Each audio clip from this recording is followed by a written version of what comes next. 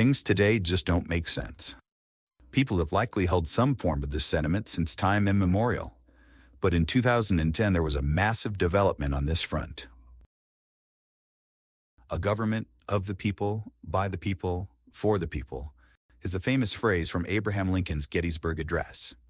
It encapsulates the core principle of a democracy, where the government is created by and for its citizens, to maintain order, to create stability and security.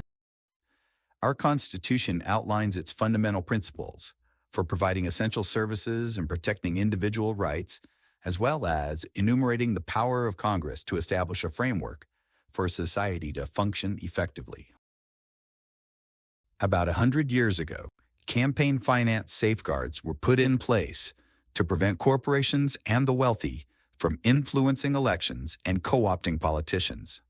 By and large, these safeguards worked well, going a long way toward ensuring that the voting records of their representatives mirrored the will of the people. A ruling from the Supreme Court in 2010 effectively wiped out those safeguards, enabling corporations and special interest groups to spend unlimited amounts of money on elections and exerting unprecedented influence.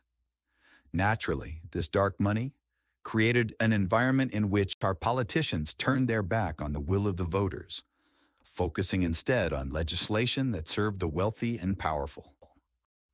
Why does this matter? Well, imagine there's a group of people concerned with the pollutants in their drinking water. They consult water quality experts, scientists, and lawyers, as well as the representative of their district. They are told that industrial waste is the cause. So the group, with the help of their experts and lawyers, draft Proposition X to address it. And not only do they secure enough signatures to get it on the ballot, they surpass their goal by an overwhelming margin. The governor of their state and the representative of their district both go on record saying they will support their cause.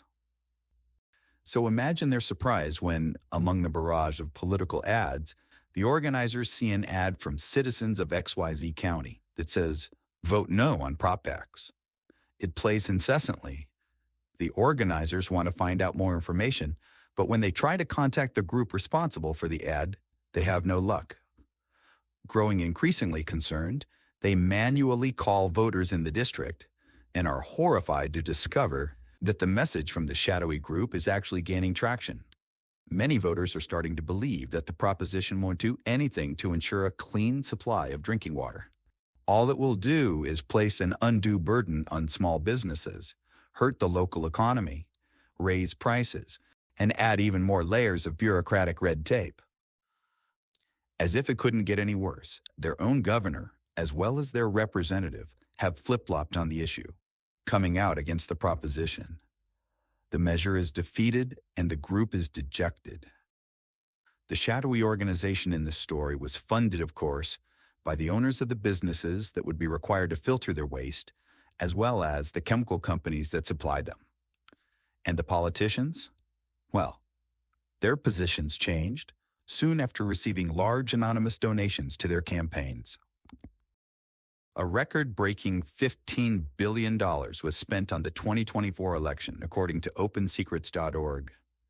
It's delusional to believe that any meaningful percentage of that came from checks written on the kitchen table of everyday Americans. So it's easy to see why dark money in politics is a big problem. And for everyone saying there's nothing we can do, I understand why you say that. And I want your help to prove you wrong.